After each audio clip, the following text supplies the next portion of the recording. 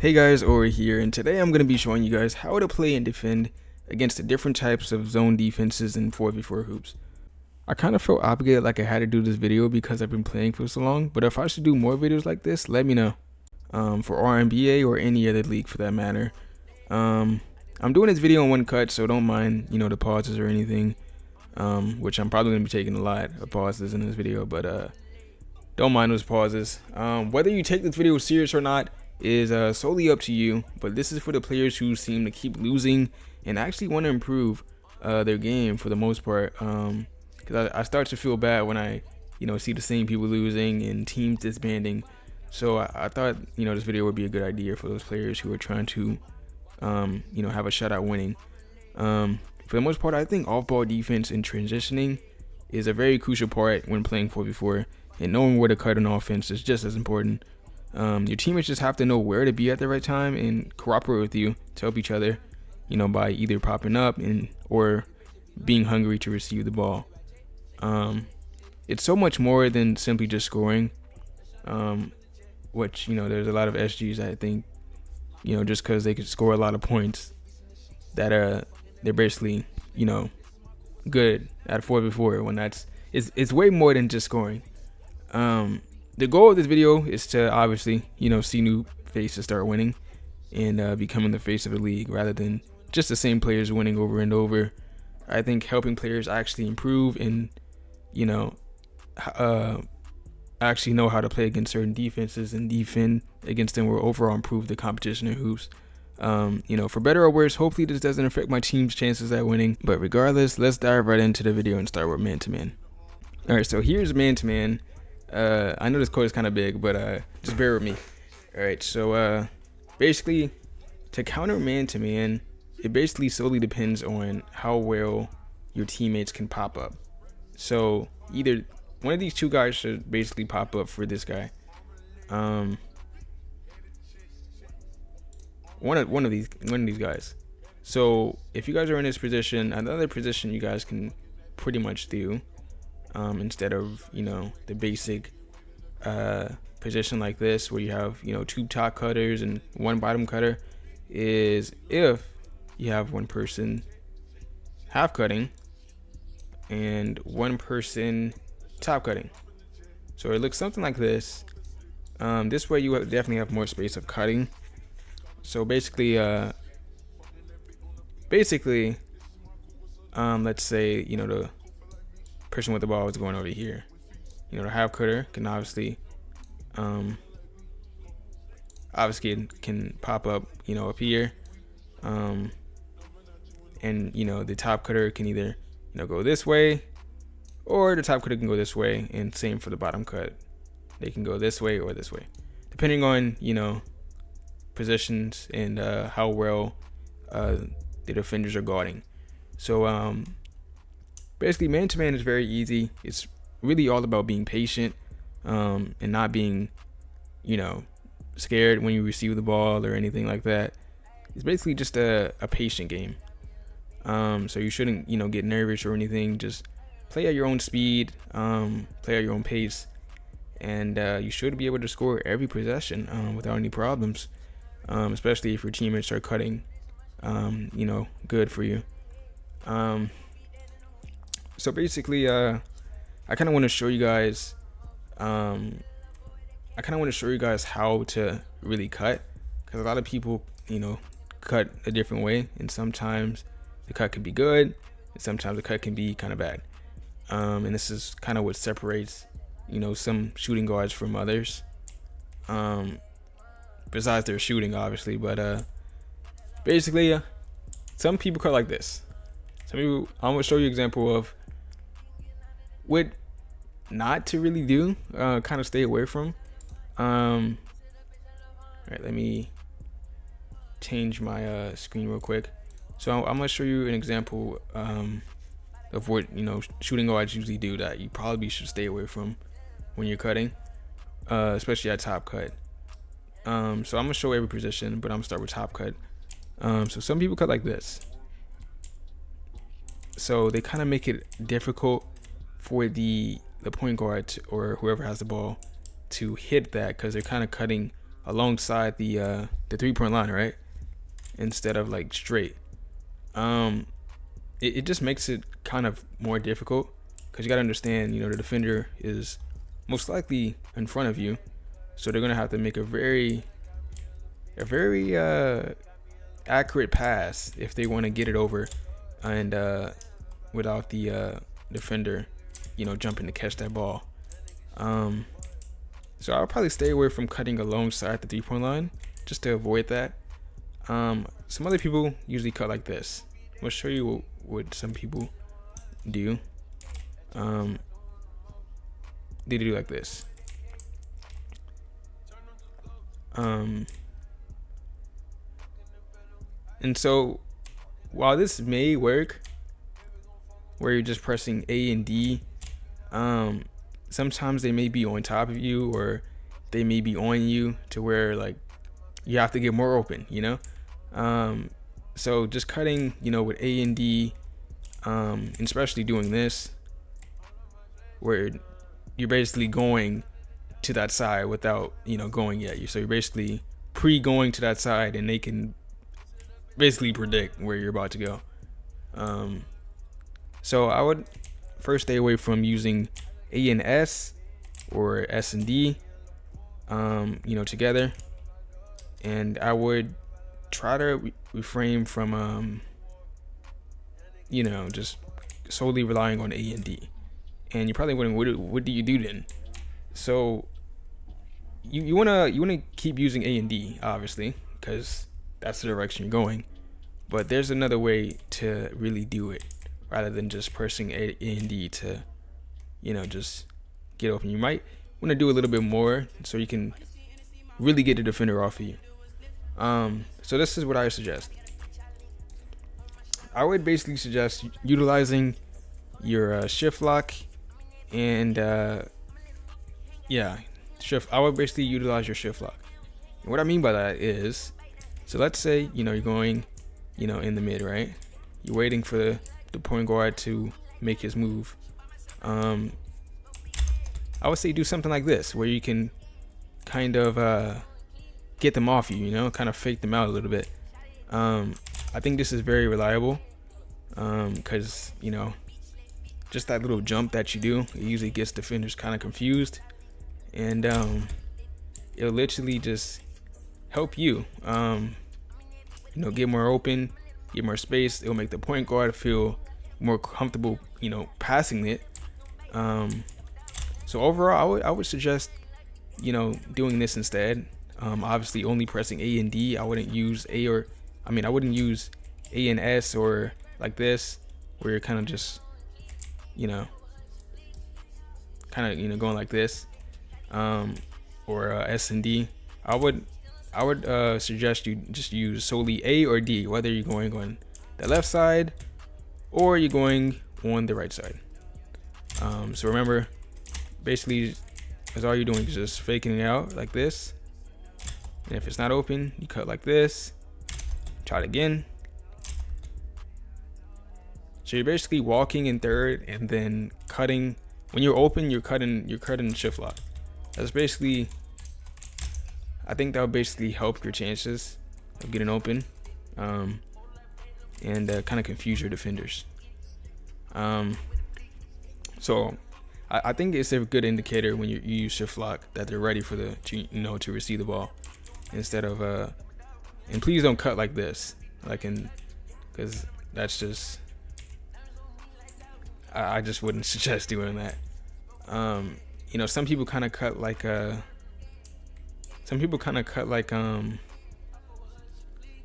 this, like kind of sideways, which is, it's not EAU. So I wouldn't, cut like it's EAU. It's a different ball. So I would cut in a way where it's easy to pass, rather than just you helping yourself. Because in instances, it'd be very, sometimes the Hoopz ball is kind of weird sometimes. So it's not the same as the EAU ball, obviously. So I would cut in a way which is easier to receive the ball, rather than just doing it for yourself, because that can kind of be tricky sometimes to pass. because you gotta understand the point guard has somebody on him, you know, jumping everywhere. So you kind of have to make it easy for the point guard to, you know, look and pass. Yeah,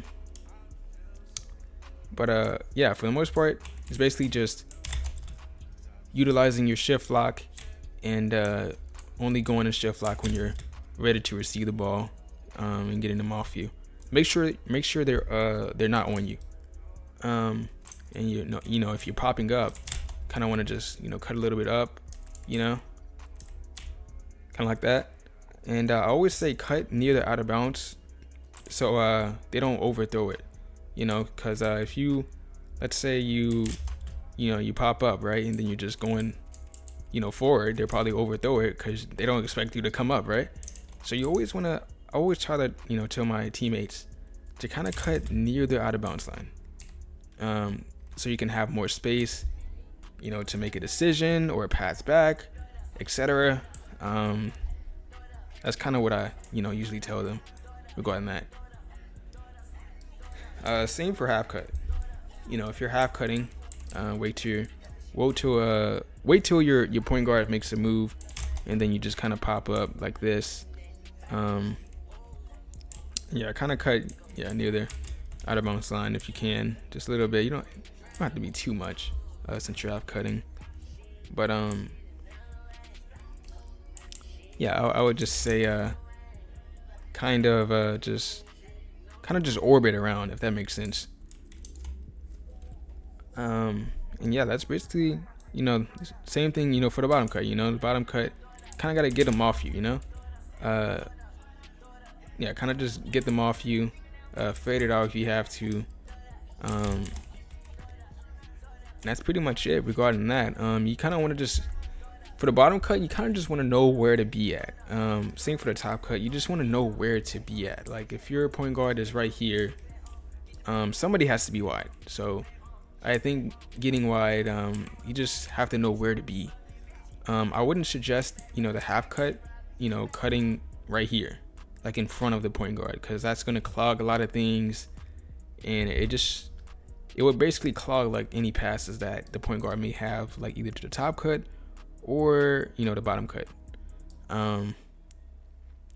So it's always recommended that you cut over here so they can, you know, hit you over there, and maybe you might have, you know, a pass right here to this hash right here, and then, you know, the hash might have the bottom cut. So yeah, the bottom cut, you know, just has to know where to be at. You know, if the top cut has the ball right here, obviously, you know, the bottom cut should cut over here, and, you know, get open right there. Let's say the point guard is right here, and the top cut is cutting over here, right? So the bottom cut should obviously cut over here. So yeah, it's basically just knowing where to be at, you know, which side the ball is on. I feel like that can kind of help you out. But yeah, I think that's pretty much what I have to say about that. Man to man should be very simple. I don't think any teams really do man to man anymore, mainly because it's kind of outdated, and everybody kind of knows how to kind of maneuver around it.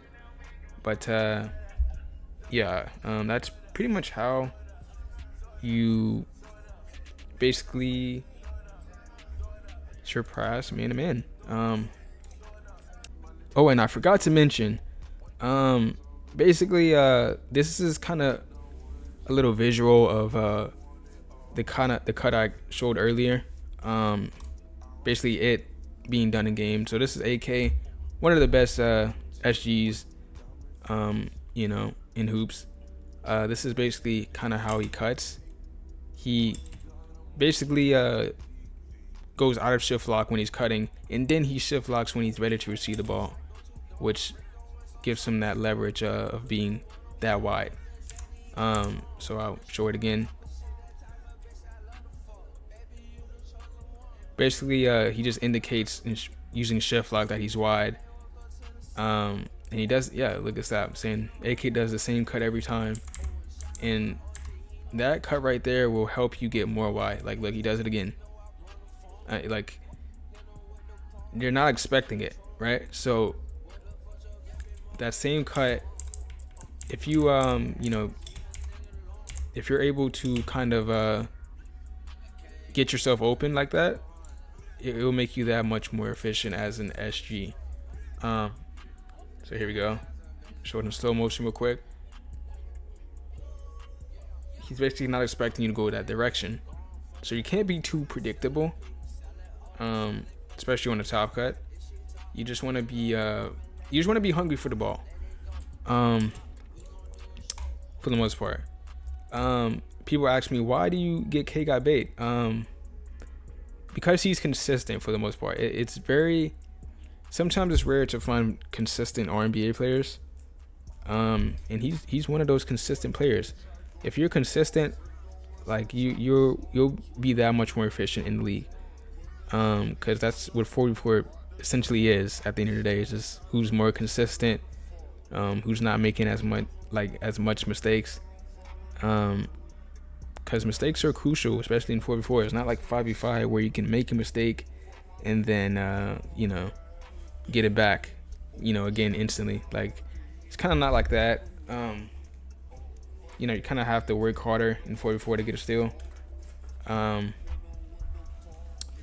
yeah, being consistent will definitely help you in the long run. Be consistent. Through our RNBA and having a good career, and having better chances at winning. For the most part. But I'll show the clip one more time. He was kind of on his head, that one, but it's pretty much the same idea. Basically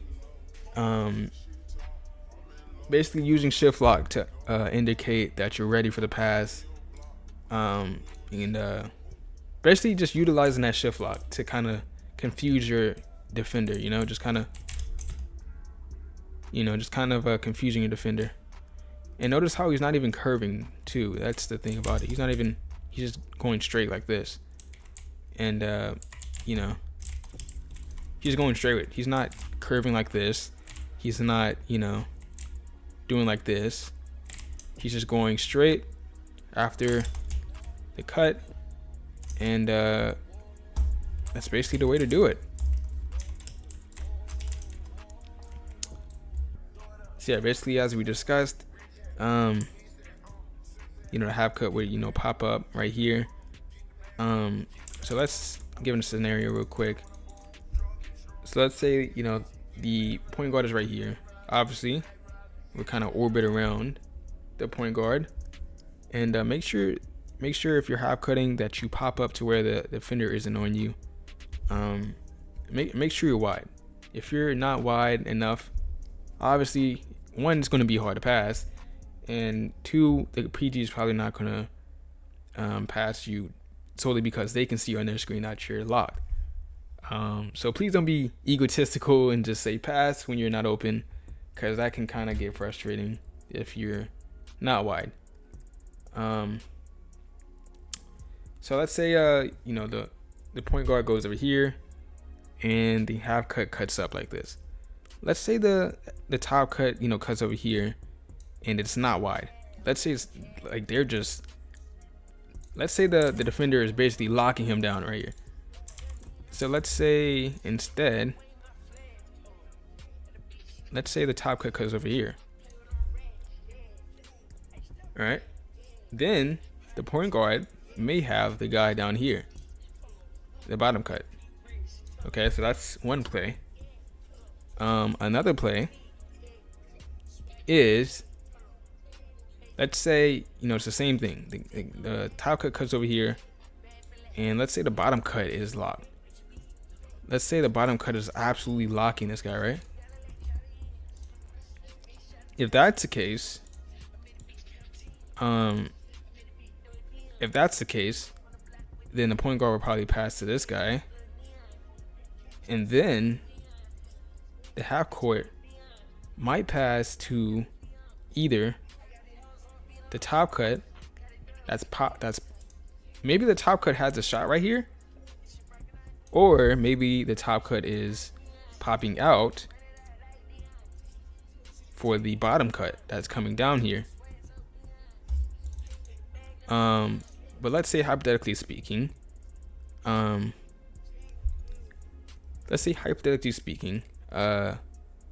know,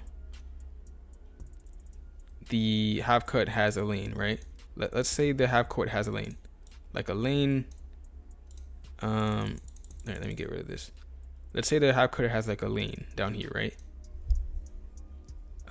If that is true, then the top cut would probably go to the corner. Cause so let's say the top cutter, let's say he was locked over here, right? Let's say he was locked over here, and then he goes to the corner, and I mean then he goes to the side. Let's say he goes to corner, and then the half court would either have the shot, or the half court would have the pass. Because this person right here, he has to choose one person. He either goes up on the half court, or he stays on the bottom cut. So it's just, it can go different ways. Obviously in game it would be, you know, easier to explain, but you know, I'm kind of doing this on a you know, online to show you the plays. But hypothetically speaking, it should be kind of clear what you should do in that instance rather. But yeah, that's pretty much it for man to man. I mean, man to man is very pretty simple for the most part. But yeah, I mean, countering man to man is just as easy as just popping up and cooperating with each other, and not flinching when somebody passes to you, and just knowing where to be at, for the most part. But that's pretty much man to man. Let's go to 2-2. All right, so 2-2. All right, so first I really want to show you guys what 2-2, how to actually play 2-2 for the most part. So obviously you're gonna have somebody right here, you're gonna have somebody right here, somebody right here, and you have the point guard. Basically 2-2, you basically want to follow the bottom cut. These two people right here, you guys want to follow this bottom cut right here. Okay, this is the person you should be looking at. Like, you should be like zoomed out, or maybe you can play backwards defense, but you want to look at this guy right here. This guy is the most important part. It's not even the guy with the ball. Well, I mean, this guy with the ball is probably the second most important, but the bottom cut is the guy you really want to look out for. So if the bottom cut, you know, cuts this way, right? So the bottom cut crosses this line right here. I mean, this guy should instantly go back if that's the case. Like, maybe you can kind of fake this guy out right here a little bit, but for the most part, if the half court crosses this line, this should be like a trigger warning to where this guy should go back. And so if that's the case, this guy should be like, oh, he's going to that side, so maybe I should be, you know, going up on this guy, and I go on this guy. So it's basically like a little rotation. And this guy right here, make sure you heavily guard this guy right here. So make sure this guy doesn't get the ball, because you gotta understand, the bottom cutter is going on the opposite side, right? So you don't want to just stand there doing nothing. Go up and guard this guy, deny this guy for the most part, and it's basically like a rotational thing. So again, if this guy goes on this side and he crosses this line right here, this guy should instantly go down. This guy should go on this guy, and this guy goes up on him, and this guy should deny him. That's pretty much all it is. You guys just have to be on the same page. For the most part,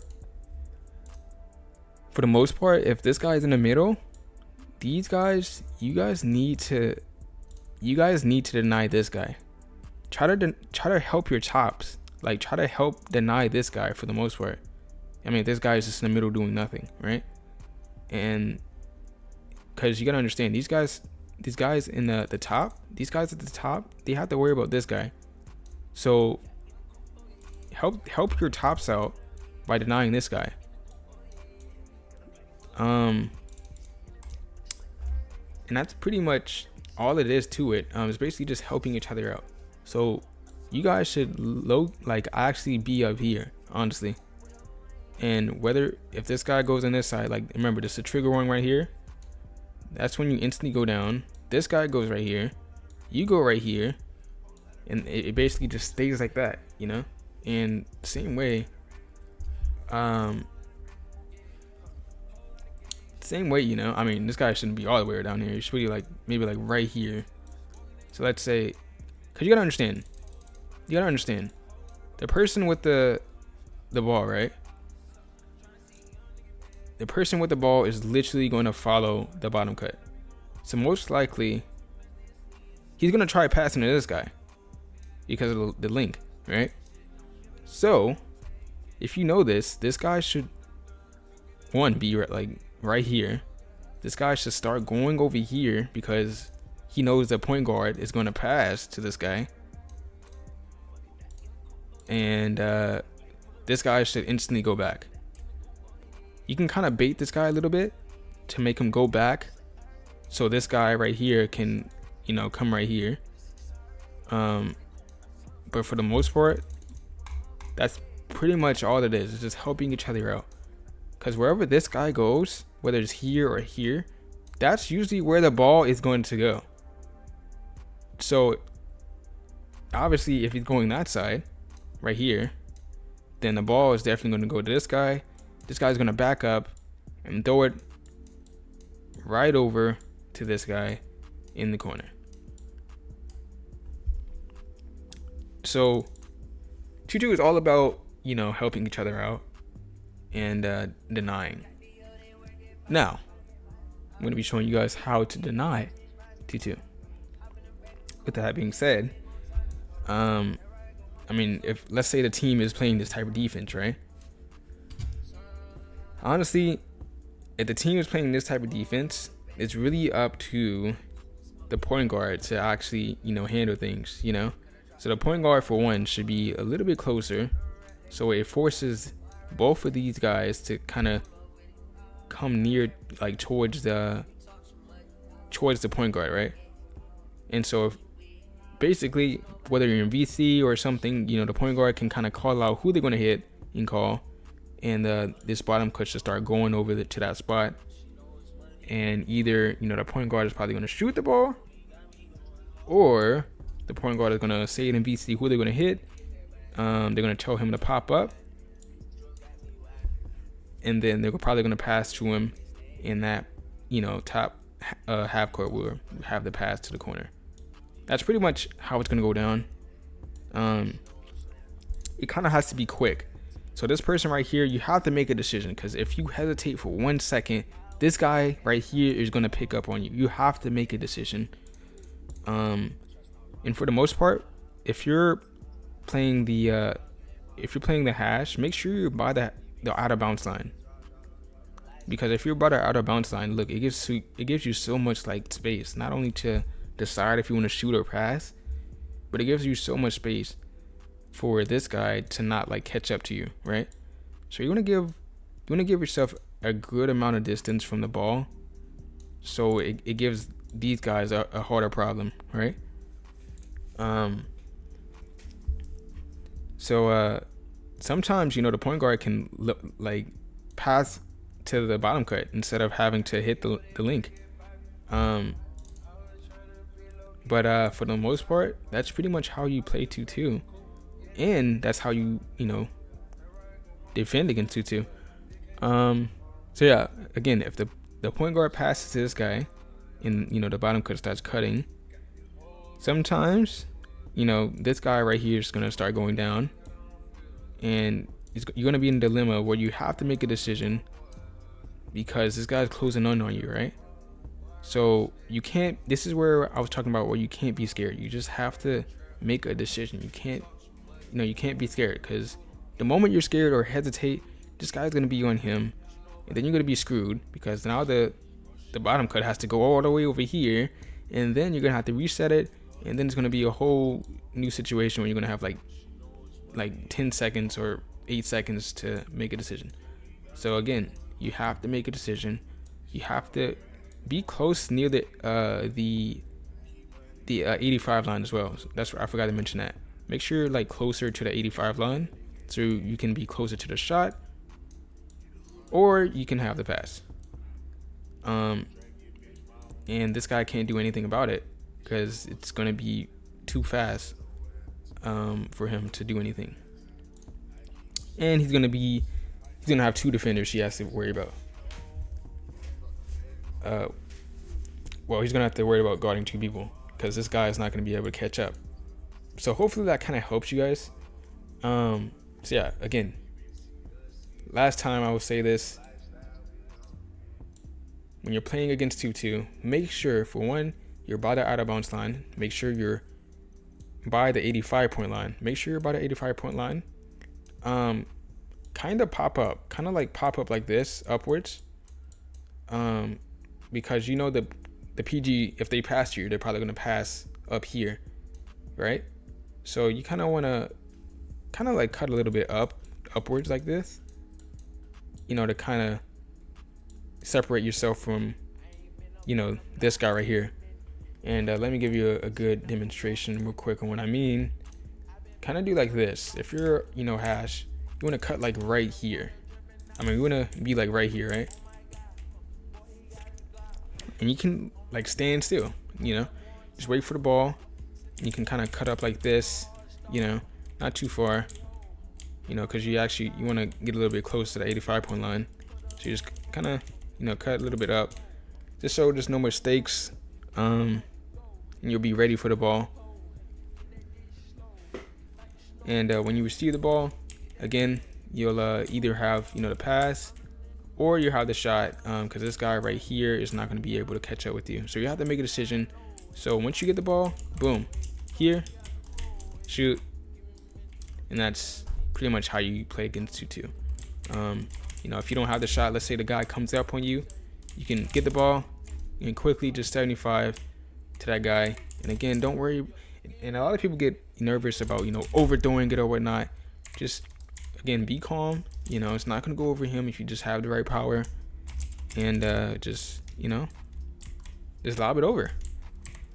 I recommend not using arrow, which a lot of people use like the cursor to aim in like a lot of things, whether it's like shooting or whatnot, which I really don't recommend. I recommend, you know, using the cursor on head, because it provides a very stable movement control rather than just, you know, using arrow. And I just missed.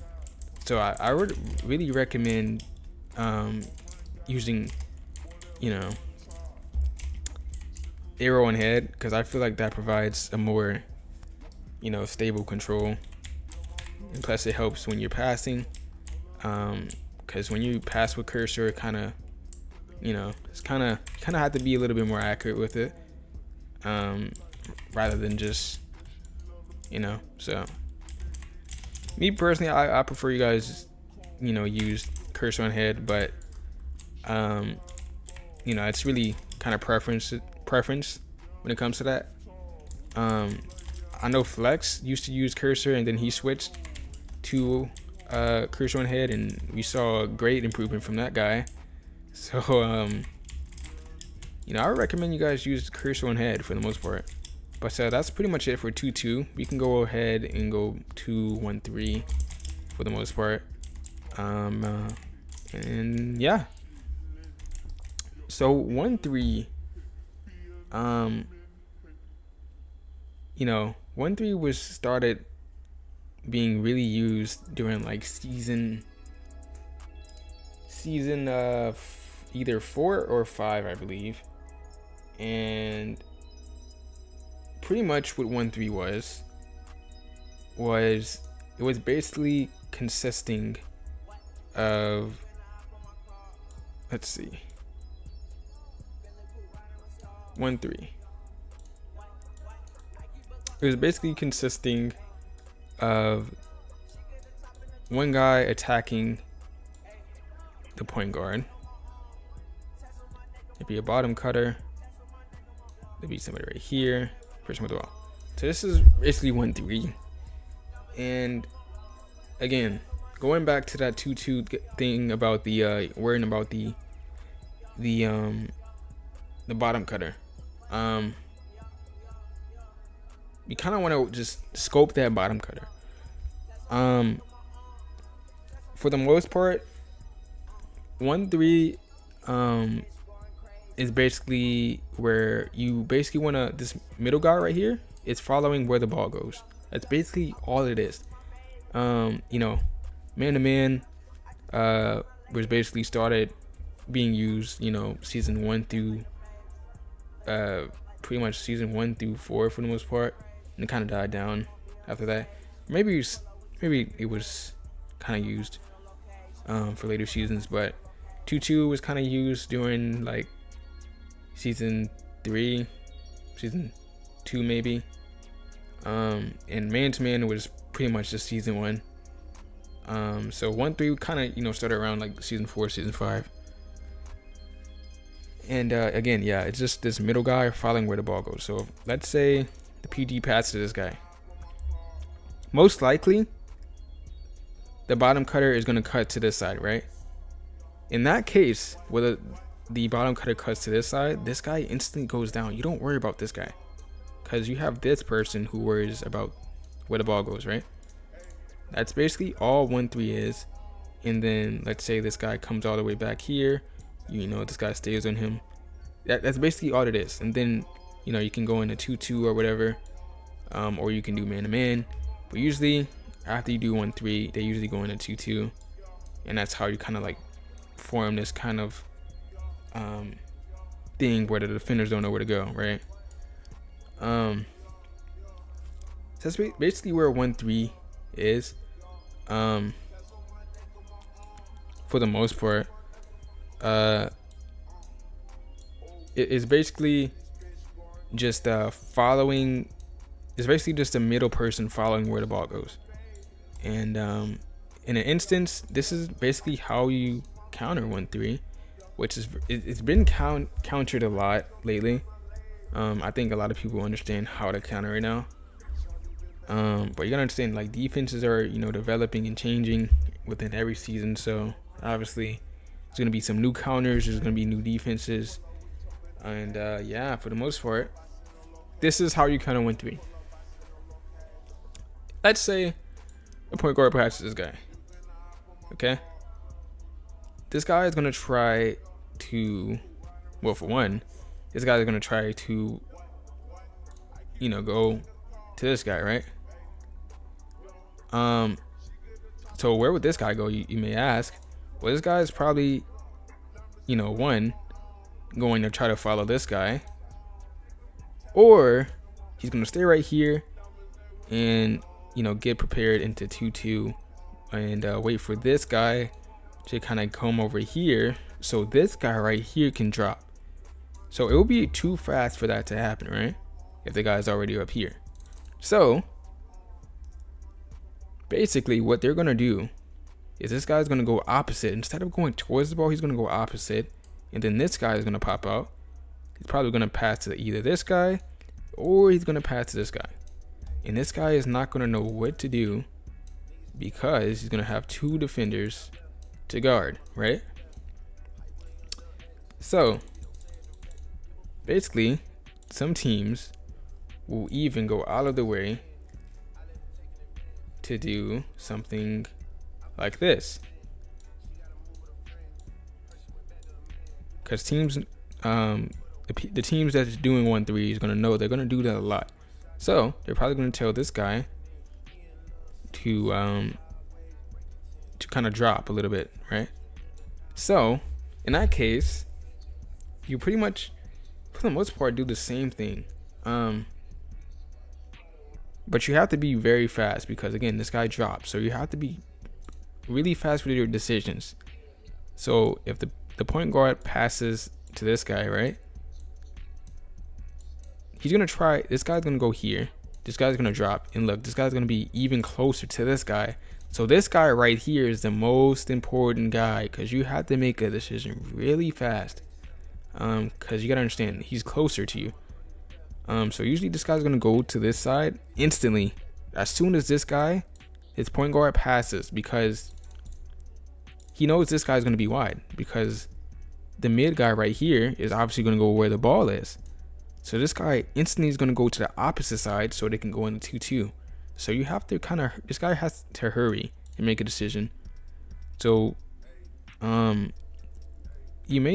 guy may not even have the pass, because this guy's gonna be already running to this side. But I mean, if that's the case, in this instance, I mean, it'll be low key. It'll be a number game, because you have 3 people on this side and you have 2 on this, and this guy's gonna try to go in the ball. So what you can do is this guy can you can probably hit this guy back, and they basically have 2 defenders now. And if this guy denies this guy, then obviously the player right here can hit the corner, right?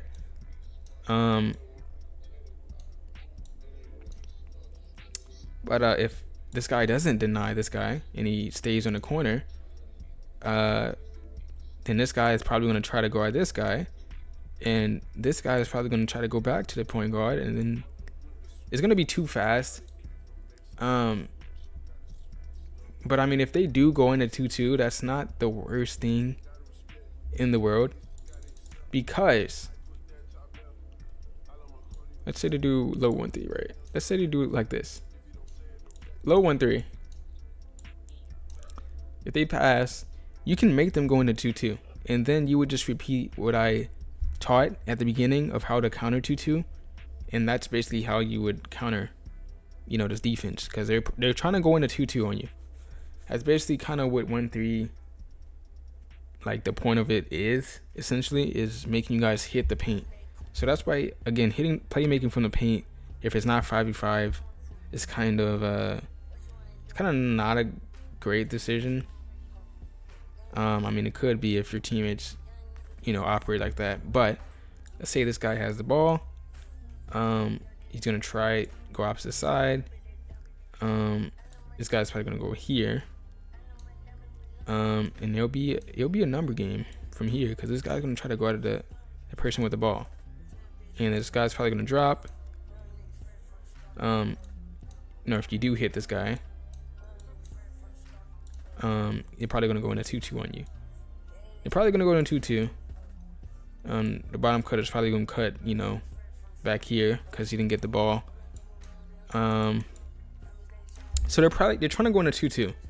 1-3, again, it's very hard to kind of show when I'm using a tactical board, but it should be kind of obvious what they're trying to do when you're in the game. But yeah, I mean, that's pretty much how you kind of win 3. So again, the guy in the middle is basically, let's say that point guard passes over here. He's probably going to go to this side. He's probably going to deny. And then let's say the person who was guarding up here was guarding the point guard. That means you would have a teammate right here, and you would have a teammate right here, and then basically the guy with the ball right here would pass to this guy, and that guy will have the corner, because your teammate has 2 people he has to guard, while your other teammate, your OPG, is guarding the point guard. If that makes sense. Sorry if it's kind of confusing, but yeah, that's 1-3. Kind of speed through these a little bit. So basically, this is 1-1-2. Basically, what 1-1-2 is basically you have somebody manning, instead of 1-3, it's going to be somebody manning the half cut that's popping up, for the point guard. And basically all of it is essentially is you're basically denying this guy right here. These two guys right here, or denying this guy and zooming out to make sure that this guy doesn't get the ball. That's basically all it is. And when I say this guy, I'm talking about the bottom cut. So basically it's like this. I'm gonna show you guys on Roblox real quick. So basically you have the two side defenders. Basically have the two side defenders, and you're basically just denying while zooming out. That's basically all you're doing. And if they come a little bit too close where they're in the pass radius to the bottom cut, you kind of want to just go down a little bit, maybe bait a little bit for the top cut. But it's basically just a zone thing, and that's pretty much it. That's pretty much all you're really doing on 1-1-2 for the most part. Yeah, let's go back to the board. You're basically just denying. So if this guy tries to come up here, this guy is going to obviously deny that side, and the point guard is not going to be able to pass anybody because it's being denied. So that's basically really all it is. The man-to-man, make sure you put on somebody. Make sure the guy who's manning the half cut has good off ball that can deny this guy, because if this guy gets the ball, obviously he's gonna have the bottom cut, so you don't want that to happen. So basically just make sure they're heavily guarded and denying, and you're denying them. And it's basically same for this side. This guy's gonna try to come over here. If this guy happens to cut the opposite way, obviously this guy wants to deny that. So it's basically just helping each other, zoning and denying, and sometimes they might even do man. So let's say let's say it ends like this, right? And the point guard passes to this guy because he's popped up. Obviously he's gonna have the corner. Obviously he's gonna have the corner shot, and that's pretty much probably what they're gonna do. So that's pretty much the way to counter it for the most part. This guy is very important because he's probably gonna pop up for the bottom cut or the shot, but most of the time it's gonna be for the bottom cut. So these guys right here, you guys have to deny that. That's pretty much all that you have to deny. Because if you don't deny, they're gonna have the pass every single time. So if this guy ends up like this, and let's say this guy cuts over here, and let's say he passes it, let's say he passes it to this guy. I mean, what do you want this guy to do? I mean, he's already burned, and he's gonna have the pass to the corner because you didn't deny. So make sure you're denying, because if you deny, then he won't be able to make the pass. He won't be able to make the pass off to pass to the corner. So you basically really want to deny this guy right here, while making sure like the point guard can't pass to the bottom cut. That's pretty much all it is. And if any instance where the half court gets the pass instead, you just want to be wary of your side. So if any chance where the half court gets the ball, the most likely going to have the pass. So you just want to be wary of that, because they're probably going to have the pass. You're going to be too late to get the pass because they didn't pass it. So you just want to be wary of that. So that's basically really what 1-1-2 is. It's just basically a factor of denying. You just really want to deny, regardless of where they are. That's pretty much all you really want to do. So hopefully it's kind of gives you a good summary of pretty much what it really is. And they're probably gonna have the pass to the mid. I mean, that can sometimes happen. They probably might pass to the mid and they may have the shot. So it's just certain plays you have to look out for. But 1-1-2, that's basically what it is. sometimes, you know, you might do zone to man. And what that is, it's where if you're doing this and, you know, you're doing zone to man, it pretty much is like, let's say this guy gets the ball, right? Basically, whoever, let's say this guy's on this side, what it basically is if it's zone to man and this guy goes on, you know, a side, like he picks a side where to go, this guy is going to man this guy, and this guy understands that, hey, I need to man this guy. That's basically what zone to man is. So that basically it kind of helps you understand, like, we're not going to switch when it's zone, because, you know, obviously this guy is probably going to go on this side because he knows that this guy is going to link it to him, right? So you kind of have an understanding, and this guy can kind of be on top of the bottom cut a little bit, so it can kind of make his life a little bit difficult, you know, if this guy does link it, you know. So that's kind of what zone to man is. But yeah, it's basically all 1-1-2 is, for the most part. We can go ahead and move on to let's see, high 1-2-1. All right, so basically high 1-2-1, it's kind of a little bit different from, you know, regular 1-1-2. So basically this time you have a defender man-to-manning the bottom cut. So it basically looks something like this.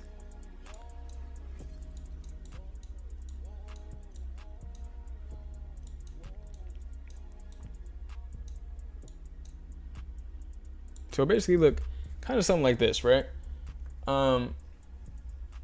Where these guys are basically applying pressure on, you know, these two guys. They're basically just denying, you know, any pop-ups, you know, that may occur.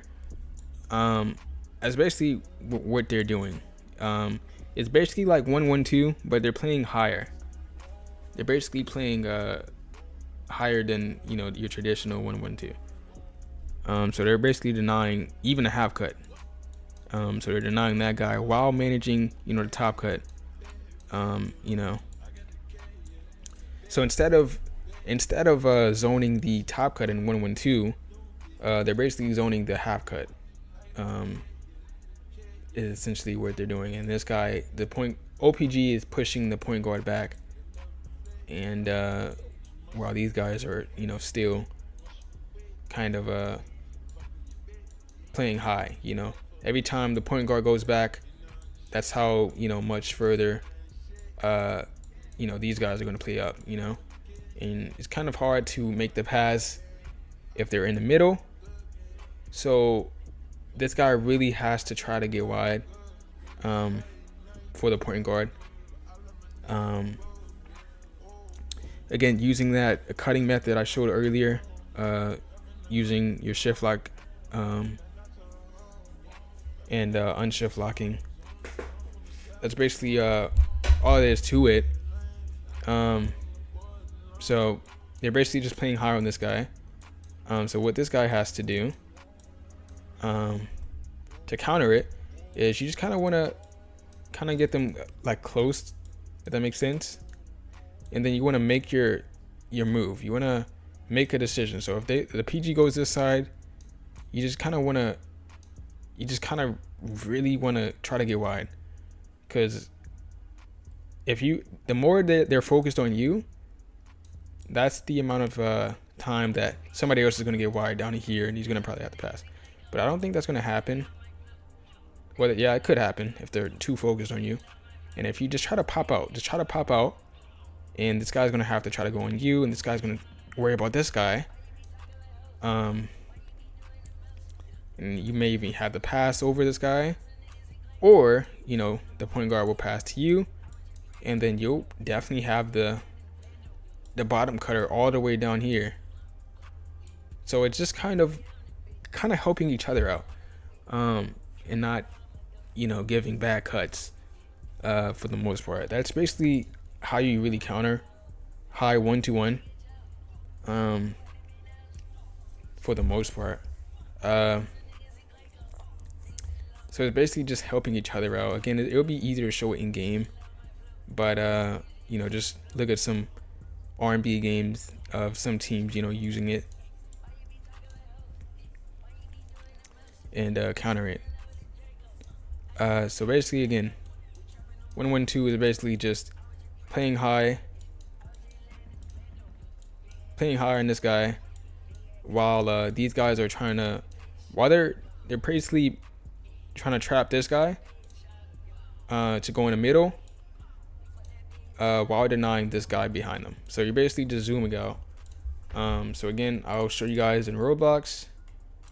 So they're basically just playing high while zooming out, and they're basically at half court basically, and they're zooming out, making sure they don't pass to the top cut, and denying that guy. So the moment they go back like this, that's where the half cut has to pop out, because at that point they'll definitely have the link. So if they slag off a little bit, that's where the half cut has to like make your move. You have to make your mark. You have to hurry up and pass it. You can't be too slow. You just have to do it. You just have to know. You have to like scope at the corner of your eye that somebody's wide.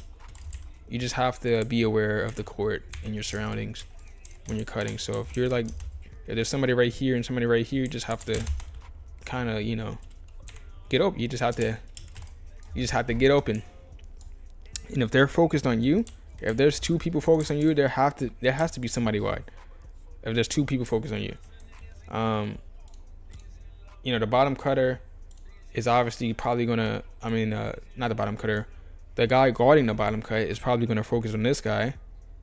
So if you're, so let's say this guy goes here. And this guy probably goes here. The bottom cutter is probably going to, it's probably going to be something like this, for the most part. And then I think sometimes they'll usually even go into 1-1-2. So it will basically be high 1-2-1 into 1-1-2 sometimes. If they see like, this guy needs help, they would even go into 1-1-2. And it will basically repeat the same thing as I mentioned in 1-1-2, for the most part. So it basically be this guy man-to-manning this guy. So again, I think it will be easier in game to honestly see where I'm coming from, rather than me just doing it on the rather than me doing on attack the board. I think it'll be easier in game. But obviously, it'll be different in game because some people do different cuts. Some people have different strategies. So you basically just have to take that into account and understand how they're playing, and then use that to your advantage. So with that being said, the last defense that I have for you guys, where I have on my notepad right here, is 3-1, which is basically 1-2-1, but it's basically this guy playing lower. So it'd be like a diamond, essentially. So basically they're allowing the point guard to come near the half court, or maybe a little bit past the half court. And then what they're doing is just applying pressure here. So basically a good example of how to really counter this, but before I show how to counter, basically what they're doing is they're having somebody man-to-man the bottom cut, and basically these two guys right here are just applying pressure on these guys. So I guess they're basically zoning. Sometimes they can go into 2-2, and how they can do that is, let's say this guy go right here, and this guy goes right here. Let's say that the point guard goes right here. This guy would instantly drop, and this guy will go all the way over here. Even if this guy isn't over here, this guy would still go over here to transition into 2-2. That's basically how they would transition into 2-2 into 3-1. I mean, from 3-1. But for this sake, I'm gonna show you guys how to really counter 3-1. Well, I mean to play 3-1 for the most part before I show how to counter. So yeah, basically, this guy, again, the person guarding the man-to-man has to have good off ball for this to work. But you're basically just denying you're basically denying the bottom cut, and you're making it very difficult for them to score in the mid. So basically, this guy right here kind of has to deny this section. Kind of has to deny this section, while this guy kind of has to deny the other section. Kind of deny this section. So this guy has to deny this section, and this guy has to deny that section. It's essentially what it is. You know, some people play it differently. Some people don't play it like that. They usually sometimes even go as far as doing man, like this, or kind of just following the defender. But again, it's different ways to really play it. A way to counter D1, sometimes they'll usually push these guys up. So if you're standing still in D1, if these guys are standing still, obviously that leaves for more room for the bottom cutter to make a decision and for the point guard to make a pass. But be wary that these guys are going to try to bait the pass and try to sag off of their guy and try to steal the pass. So be wary of that. So what the point guard can do is the point guard can go like here, and this guy will follow, and this guy will pop up. So you're basically dragging this guy, and this guy will follow the point guard, and then you have the pass to this guy, and then from here this guy should have the link to the corner in some cases. So it'd be like a one-on-one. That's basically one way to counter it. I'm trying to see another way. Another way that you can potentially counter D1 is if they're playing that high, right? Obviously this guy can pretty much top cut. Just depending on how they're playing it.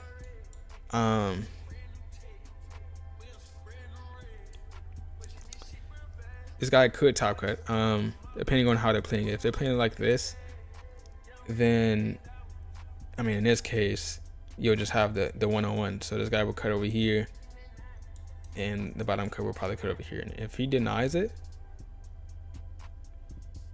which will probably be pretty difficult for them,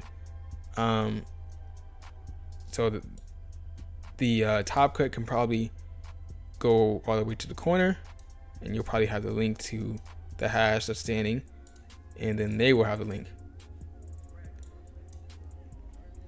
Basically another way to counter low D1 for the most part. Again, some people play it differently, so it probably won't work that well, depending on what team you're going against. Obviously some teams know better than others, but that's just some ways you can counter D1. You just kind of got to feel the team out. You got to know the weaknesses, you got to know their strengths, and you got to use it to the best of your ability. But that's another way that you can counter 3-1. And for the most part, that's pretty much all of the defenses that that I have on my notepad. Hopefully this video has helped you. Hopefully you kind of have a little bit of an understanding on how to really play against these type of defenses. If